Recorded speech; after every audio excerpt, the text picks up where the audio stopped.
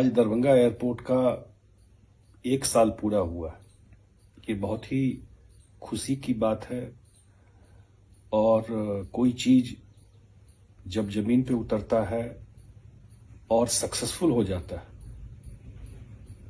तो खुद भी बहुत प्रसन्नता होती है।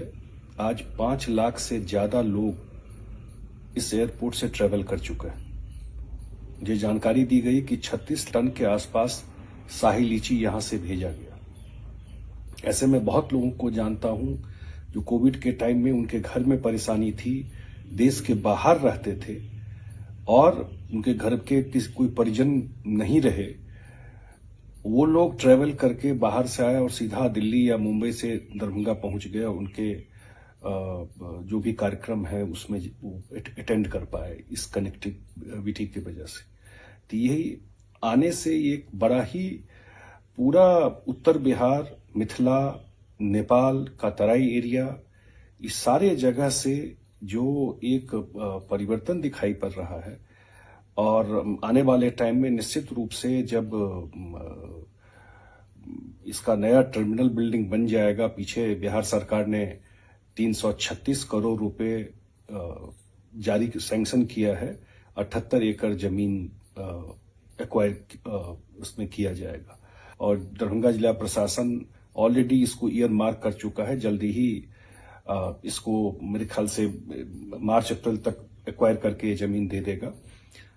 मैं इस एयरपोर्ट के सफलता के लिए माननीय प्रधानमंत्री श्री नरेंद्र मोदी जी, बिहार के मुख्यमंत्री श्री नीतीश कुमार जी, ऐसे अन्य सारे लोग जिनका कहीं न कहीं कंट्रीब्यूशन, बहुत सारे लोगों का कंट्रीब्यूशन है जो पब्लिक डोमेन में नहीं है, पब्लिक नॉलेज में शायद इतनी बातें नहीं आई।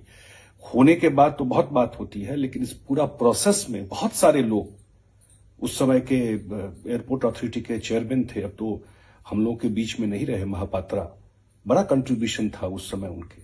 उस समय बहुत सारे लोगों का कंट्रीब्यूशन रहा इस एयरपोर्ट को सैंक्शन कराने से, बिल्ड करने में। हम लोग के बीच में नहीं रहे आदरणीय स्वर्गीय अरुण जेटली जी, उनका बड़ा कंट्रीब्यूशन रहा इस एयरपोर्ट को करने में। जो पूर्व मंत्री थे इस विभाग के हरदीप सिंह पुरी जी, उनका बड़ा कंट्रीब्यूशन रहा था। ऐसे जितने लोग, मैं सबको अपने तरफ से, मिथिला वासियों के तरफ से, बिहार के तरफ से धन्यवाद देता हूं। ये इतना सक्सेसफुल एयरपोर्ट और देश का उड़ान स्कीम में नंबर 1 एयरपोर्ट इमर्ज किया है दरभंगा एयरपोर्ट।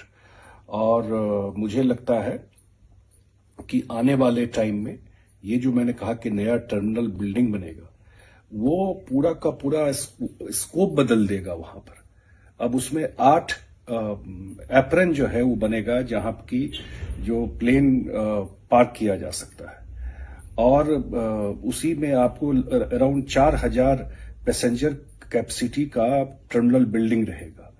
या ये गाड़ी पार्किंग का, मल्टी लेयर गाड़ी पार्किंग की सुविधा रहेगी। इस एयरपोर्ट का की खूबसूरती एक ये भी है कि बिल्कुल ये ईस्ट वेस्ट कॉरिडोर पे है, हाईवे पे है। तो कहीं एयरपोर्ट से निकले और you are right on highway, बिल्कुल हाईवे पे पहुंच गए। तो ये हो जाएगा।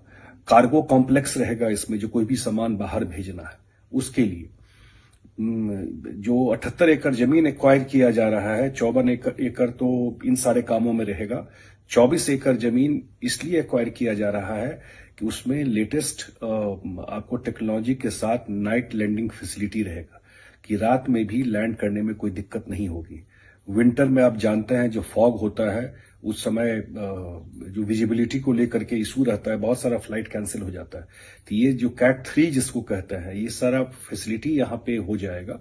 तो फॉग में भी जो धुंध रहता है उसमें भी फ्लाइट वहां से टेक ऑफ कर सकता है। मेरे ख्याल से दरभंगा एयरपोर्ट एक गेटवे है, जैसे दरभंगा में एम्स बनने जा रहा है। अब जितने देश दुनिया के डॉक्टर हैं, विशेषज्ञ हैं, उनको आने में सुविधा होगी वहां पर। वो आकर के एम्स में इलाज, जो ट्रीटमेंट है उसके लिए आ सकता है। तो बहुत सारा एवेन्यू इस एयरपोर्ट के वजह से, जॉब अपॉर्चुनिटीज, इन्वेस्टमेंट, कोई एजुकेशन के सेक्टर में, कोई भी सेक्टर में आने वाले टाइम में मेरे ख्याल से पूरा, जो कहता है लोग कि एक समय आ गया है किसी एरिया का, तो मिथिला का समय आ गया है कि पूरा एरिया ट्रांसफॉर्म जो मुझे दिख रहा है जो आने वाले टाइम में हो जाएगा। मैं जो हमारे पहले जो श्री महाराजा कामेश्वर सिंह जी के कंट्रीब्यूशन को भी नहीं भूला जा सकता है। आज वो थे तभी दरभंगा एयरपोर्ट, मैं उनको भी याद करना चाहता हूं आज के दिन में कि दरभंगा एयरपोर्ट आजादी से पहले का बना हुआ एयरपोर्ट है, उन्हीं का बनवाया हुआ एयरपोर्ट है।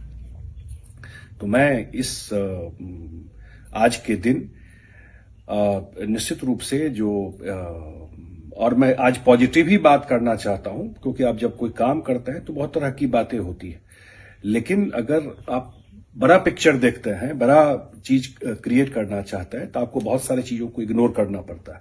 तो निश्चित रूप से मिथिला में जो ये एयरपोर्ट इमर्ज किया है, आया है, एक साल में जो परफॉर्म करके दिखाया है, और आने वाले टाइम में जब ये पूरा का पूरा नया एयरपोर्ट बन जाएगा, ये अंतर्राष्ट्रीय एयरपोर्ट आगे इसमें, क्योंकि इसमें कस्टम ये खुद मुख्यमंत्री नीतीश कुमार जी ने बात किया कि भाई इसमें इंटरनेशनल एयरपोर्ट का सारी फैसिलिटी इसमें क्रिएट किया जाए, जो कल को कस्टम का व्यवस्था भी रहे, जो कोई यहां से डायरेक्ट बाहर जाना चाहे तो डायरेक्ट यहीं से फ्लाइट लेकर के देश के बाहर भी जा सकता है। ये सारी सुविधाओं से लैस होगा। अब यहां तक हम लोग अगर यहां आए हैं तो विश्वास रखिए, आगे जो मैं कह रहा हूं वो बिल्कुल अगले 3-4 साल में आपको जमीन पर और चीजें दिखाई पड़ेंगी। हम लोग इस पॉजिटिव नोट पर कि खास करके मैं जो यंग लोग हैं उनको भी करना चाहता हूं कि ये चीजें धीरे धीरे मैं जो देख पा रहा हूं, जो आने वाले टाइम में निश्चित रूप से चाहे जॉब अपॉर्चुनिटी हो, चाहे इन्वेस्टमेंट हो, चाहे अन्य जो सुविधाएं हैं, वो मिथिला क्षेत्र में बिल्कुल दिखाई पड़ेगा। तो मैं इसी नोट पर आप लोगों को धन्यवाद देते हुए और छठ पर्व की शुभकामना देते हुए धन्यवाद देता हूं। बहुत बहुत धन्यवाद।